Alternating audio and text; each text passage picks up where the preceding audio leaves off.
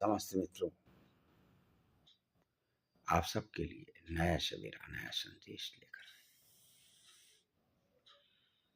मैं आपसे रूबरू हो रहा हूं। आपका प्यार हमारे लिए अमूल्य निधि है।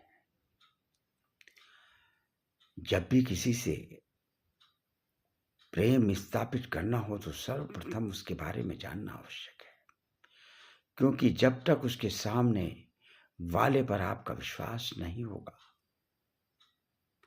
तब तक प्रेम होने वाला नहीं है। और विश्वास होने के लिए उसको जानना आवश्यक है। इसमें तुलसीदास जी ने भी कहा है, जाने बिनु नहीं होई प्रतीति, बिनु प्रतीति होई नहीं प्रीति। जब तक जानोगे नहीं तब तक विश्वास नहीं होगा, और जब विश्वास नहीं होगा तो प्रेम होने वाला नहीं।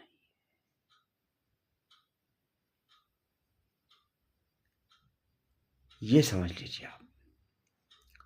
तो हनुमान जी की जो चौपाई है, मैं उसको बोल रहा हूं क्योंकि हनुमान जी से हमें प्रेरणा मिलती है और वो हमारे प्रेरणादायक है।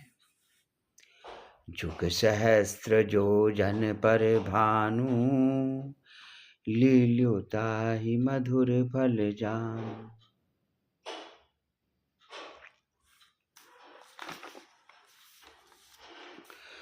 जो सूर्य इतने योजन की दूरी पर है, उस पर पहुंचने के लिए हजारों युग लग गए। 2000 योजन की दूरी पर स्थित सूर्य को आपने एक मीठा फल समझकर खा लिया। हनुमान जी की महिमा परंपार।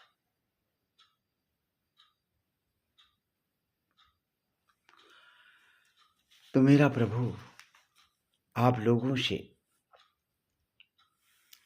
यही कहना है कि आप हनुमान जी की भक्ति में डूबें, श्रद्धा भाव से डूब जाएं। आपकी निष्ठा उनके प्रति ऐसी हो कि वो आपके साथ समस्त कार्यों को सिद्ध करने लगे। ऐसी निष्ठा बनाए, इतना डूब जाए, उनसे इतना प्यार करें, अपने भाव उनको इस प्रकार से प्रदर्शित कर दें, आपका विश्वास उन पर जब बन जाए तभी तो वो आपका काम कर पाएंगे। इसलिए प्रभु, इसलिए मेरे मित्रों, प्रभु की सेवा में लीन हो जाओ।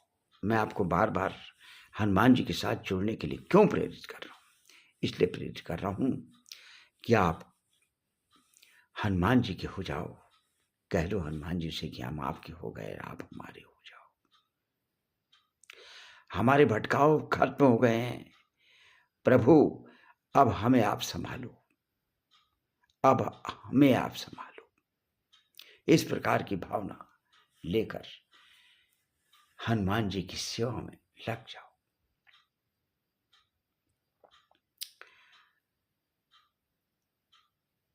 एक प्रश्न मेरे सामने आया था कि क्या इस कलयुग में हनुमान जी को किसी के दर्शन हुए? तो उसमें मैं आपको बताना चाहता हूं,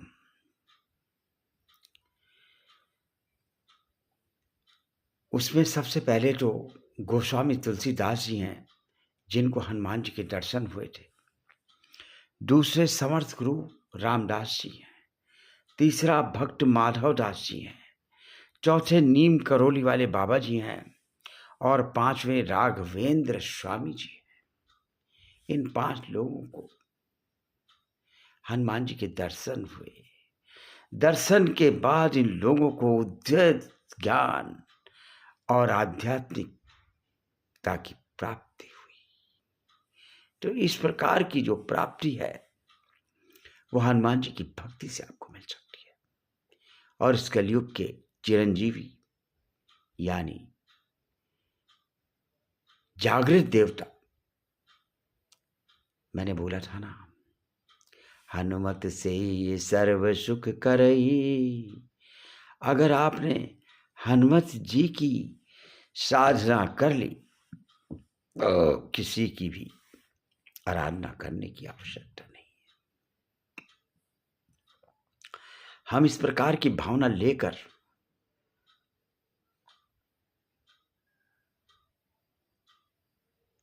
कार्य करें तो हमको सब कुछ प्राप्त होगा।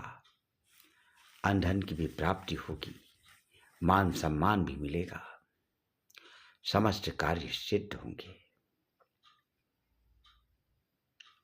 भक्तों, मेरे मित्रों, यदि आपको मेरी बातें समझ में आती हैं और आप मेरे साथ हृदय से जुड़ गए हैं, अपनी भावनाओं को आपने मेरे साथ जोड़ लिया है, अपना प्यार आप मुझे देते हैं, क्योंकि मैं आपसे अब भावनात्मक जुड़ चुका हूं। आपके साथ लगातार मैं बात कर रहा हूं, लगातार संवाद कर रहा हूं। इस संवाद में आप शामिल हो जाएं और बस मेरा कहना तो यही है कि आप प्रभु की शरण में आ जाएं। मैं एक विषय और बताना चाहता हूं, छोटा सा, क्योंकि इसमें इतना समय नहीं रहता है। यदि आप हनुमान जी की भक्ति, हनुमान जी को प्राप्त करना चाहते हैं तो राम की भक्ति में भी लगे। जब राम की भक्ति में लगेंगे तो हनुमान जी स्वयं आपको मिल जाएंगे, किसी भी रूप में मिलेंगे, कहीं भी मिलेंगे, लेकिन मिलेंगे जरूर। अगर आपको मेरी बातें समझ में आई हूं, क्योंकि मैं ज़्यादा लंबी चौड़ी बात तो जानता नहीं हूं, लेकिन मेरी बात अगर समझ में आती हूं तो आप मेरे साथ जुड़ जाएं। मेरे चैनल को सब्सक्राइब करें। विनम्र भाव से मैं आपसे प्रार्थना कर रहा हूं। आप बेल आइकन दबाएंगे तो मेरे साथ जुड़ेंगे। मेरी जितनी वीडियोस है, जितनी बातें हैं, आप तक पहुंचेंगी और आपकी बातें मुझ तक पहुंचेंगी। आप अपनी बातें भी मुझे शेयर करें, कमेंट सेक्शन में आएं, मुझसे बात करें और मुझे ये भी लिखें कि आप कहाँ से मुझसे बात करना चाहते हैं, जिससे कि मैं आपसे बात करूं। आपके प्रश्नों का जवाब भी मैं दूंगा, कोशिश करूंगा मैं, क्योंकि जब तक आप मुझसे कुछ बात नहीं करेंगे तो मैं आपसे क्या बात करूंगा। इसीलिए इसी शब्दों के साथ मैं आपको प्रणाम करता हूं। अपनी भावनाओं को आप तक पहुंचाने के लिए मैं बार बार आपके पास आपके साथ आ रहा हूं।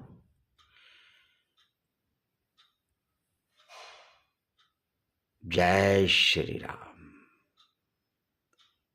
जय श्री राम, जय श्री राम।